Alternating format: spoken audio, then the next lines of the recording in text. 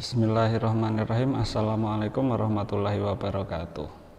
Melanjutkan pembahasan kitab Taisirul Khalaq yang bab yang ke-29 adalah tentang hurur. Al-hurur. Hurur itu makna dasarnya adalah terbujuk atau terperdaya, tertipu muslihat setan. Huwa sukunun nafsi ilama yuafiqul hawa. Hurur di sini adalah maksudnya tenangnya hati ketika seseorang melakukan hal-hal yang berhubungan dengan menuruti hawa nafsu. Ketika dia melakukan hal-hal yang menuruti hawa nafsu, dia itu merasa tenang biasa saja. Itu termasuk namanya adalah hurur. Wa yamilu ilaihi tabu'u bisababi syubhatin syaitoniyah. Dan watak seseorang itu condong untuk melegalkan atau menganggap hal itu hal yang biasa. Padahal hal itu adalah merupakan tipu muslihat setan. Bahwa nau'ani, hurur di sini ada dua. Al-awal, yang pertama adalah hururu ahlil kufri alladzi nastarawul hayatad dunya bil akhirah.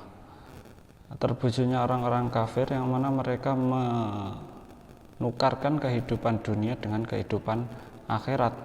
Karena mereka tidak meyakini akhirat, tidak meyakini kebangkitan setelah kematian, jadi semuanya itu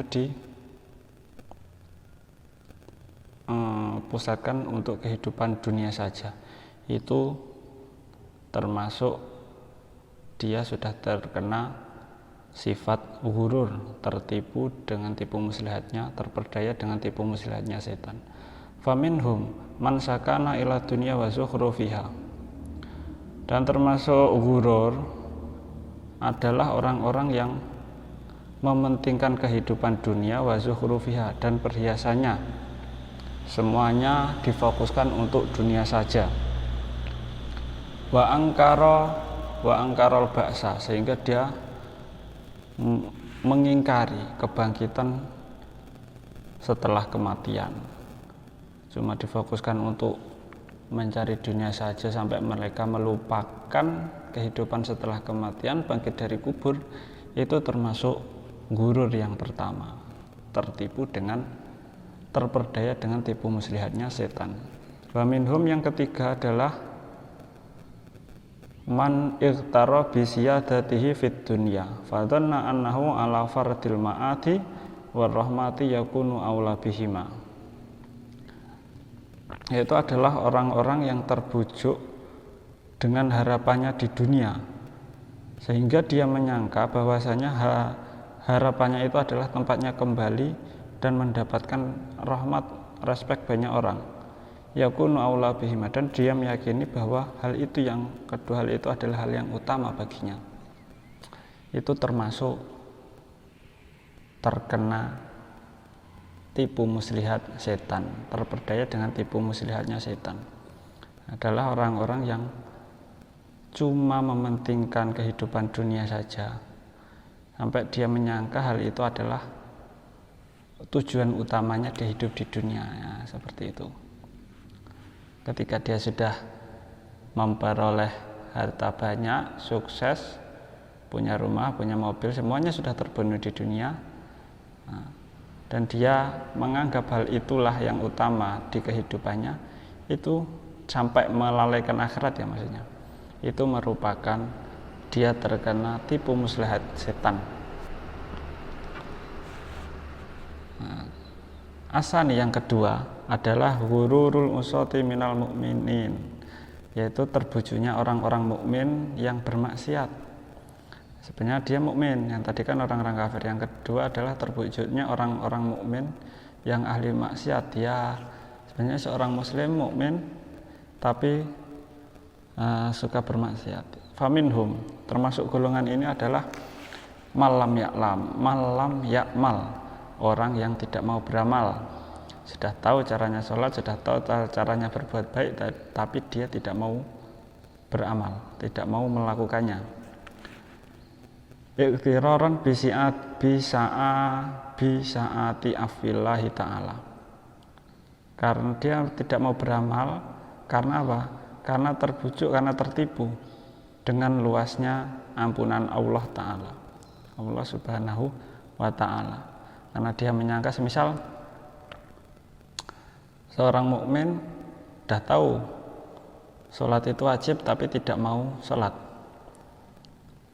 Dia menyangka Allah kan maha luas ampunannya, jadi saya bisa bertobat kapan saja.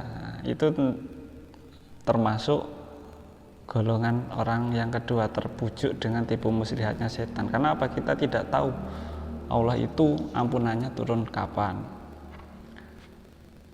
Allah itu ridhonya turun kapan, dan ketika murka Allah datangkan ya menyakitkan. Yang kedua adalah awi timadan ala taatil abai. Yang kedua, orang-orang yang bergantung dengan taatnya kedua orang tua. Semisal ayahnya seorang habib, ayahnya seorang kiai, ayahnya seorang ustadz, seorang ulama terkenal. Nggak usah saya untuk beramal, nantikan di akhirat sudah ikutkan dengan orang tua. Nggak bisa seperti itu ya, karena orang tua itu faktor utama yang mendidik anaknya, tapi tidak bisa sepenuhnya untuk bergantung kepada orang tua. Jadi ketika ada seorang anak itu kedua orang tuanya soleh, dia bisa bermaksiat sepuasnya, tidak bisa seperti itu. Yang ketiga adalah ala kasratil ilmi, orang alim, orang yang banyak ilmunya. Ini juga termasuk orang yang terbujuk ketika dia tidak mau mengamalkan. Walam yadril awal anna roghbata fi syai'in min ghairi akhdin fi asbabihi toma'un matmumun. Yang pertama tadi adalah malam yakmal, adalah orang mukmin yang tidak mau beramal. Dia tidak tahu atau tidak mau tahu bahwa sesungguhnya melakukan sesuatu, menyukai sesuatu tanpa dia kerjakan, karena tanpa dia mengerjakan sebab-sebabnya, itu termasuk toma'un matmumun, tomak, pengharapan yang tercela. Misal kamu menginginkan surga tapi kamu tidak mau melakukan sebab-sebab kita masuk surga, sholat, berbuat baik, seperti itu namanya toma'un matmumun. Jadi ketika kita mau surga, ketika kita mau uang, kita harus bekerjakan seperti itu mudahnya. Ketika kita mau surga, ya kita mau melakukan hal-hal yang disyariatkan oleh agama. Walam yadkurisani qauluhu ta'ala.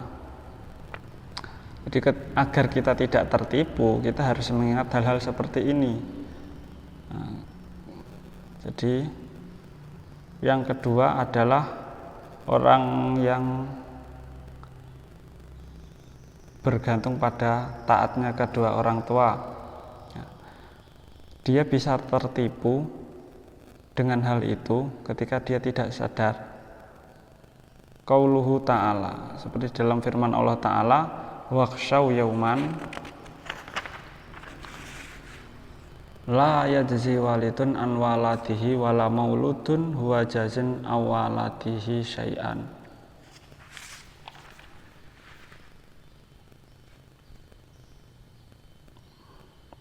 Dan takutlah di hari di mana orang tua tidak bisa menolong anaknya, dan juga anak yang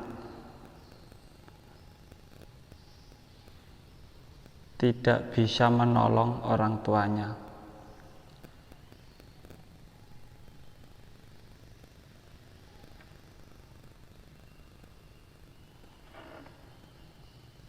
Walam yunabbihi syalis. Jadi kan di akhirat nanti kan ada masa di mana karena saking gentingnya anak tidak ingat orang tua tidak ingat anak, suami tidak ingat istri, dan juga sebaliknya. Itu nanti di akhirat. Jadi seperti inilah. Jadi kita tidak bisa bergantung dengan taatnya kedua orang tua. Semisal orang tua kita soleh, kita cuma bergantung dengan kesolehannya tanpa kita melakukan, nah, itu namanya kita terbujuk dengan tipu muslihat setan. Bergantung orang tua aku soleh nanti kan bisa menolong, tidak bisa seperti itu. Kita harus berusaha mewujudkan hal-hal yang bisa menuntun kita nanti mendapatkan surga. Ini adalah pembahasan agar kita berhati-hati dengan tipu muslihat setan. Kita tidak bisa bergantung dengan kesalahan orang tua tanpa kita melakukan hal-hal baik kita sendiri. Walam yunabih salis ila annal ilma bila amalin kasyajari bila samarin. Yang ketiga tadi orang yang banyak ilmu tapi tidak mau beramal. Dia tidak ingat bahwasanya pepatah ini, ila annal ilma bila amalin kasyajari bila tamarin. Sesungguhnya ilmu tanpa diamalkan itu seperti halnya pohon tanpa buah. Percuma kita pintar tapi tidak bisa bermanfaat bagi orang banyak.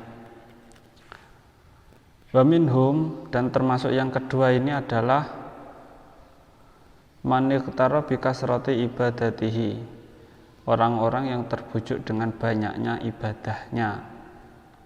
Fadhana annahu ahaqqu bil afi min ghairihi, sehingga dia menyangka bahwasanya dia yang paling berhak mendapatkan ampunan dibanding yang lain.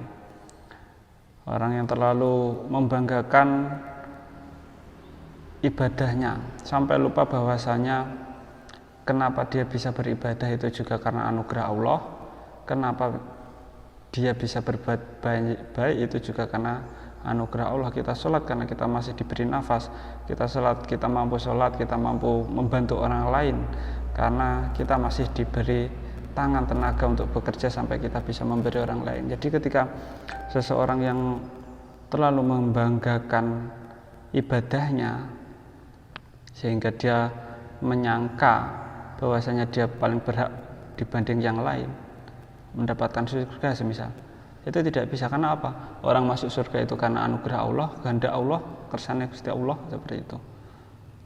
Lantas apakah kebaikan kita itu tidak bermanfaat? Ya tidak seperti itu pemahamannya. Maksudnya kita harus tidak lupa diri bahwa segala hal yang perbuatan baik kita itu semua juga tidak lepas dari campur tangan Allah, dan kita tidak bisa semena-mena mengunggulkan ibadah kita. Semisal kita setiap hari termasuk orang soleh, banyak berbuat baik sampai dia menyangka bahwasanya dia yang paling berhak dari mendapatkan hal baik dibanding orang lain.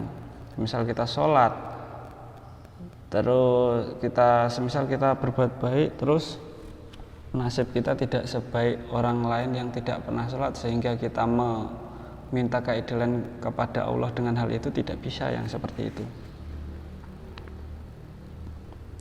Tidak bisa kita melakukan hal itu, meminta keadilan dengan atas nama ibadah kita. Walam yadri anna hadza mudhibun li ikhlasi. Karena apa? Hal itu mengungkit-ungkit kebaikan kita, ibadah kita itu termasuk mudhibun li ikhlasi, bisa menghilangkan keikhlasan seseorang berbuat baik. Kita bersedekah, terus di suatu waktu terdapat masalah, kita semisal ikut berpartisipasi pembangunan masjid, karena ada masalah kita sampai mengungkit-ungkit, aku dulu yang pernah mewakafkan ini, aku dulu yang menyumbangkan semen, pasir dan yang lain-lain, sampai dia mengungkit-ungkit hal itu bisa menghilangkan keikhlasan diri seseorang. Ketika kita mau berbuat baik, ya udah berbuat baik aja dan lupakan, biar nanti Allah yang memberikan pahala. Tidak usah diingat-ingat dan tidak usah diungkit-ungkit hal yang seperti itu. Kampungan. Mufawitun lisawabi a'malihi. Dan juga orang-orang yang banyak ibadahnya dan mengungkit-ungkit atau merasa dia paling berhak dengan hal itu, mendapatkan kelebihan, itu juga bisa memutus pahala amalnya.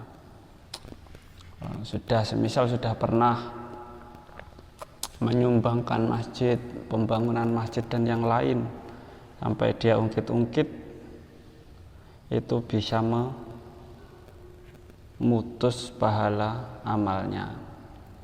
Jadi ketika sudah berbuat baik, beramal, bersedekah dan yang lainnya, ya udah diam aja, nggak usah diungkit-ungkit dan tidak usah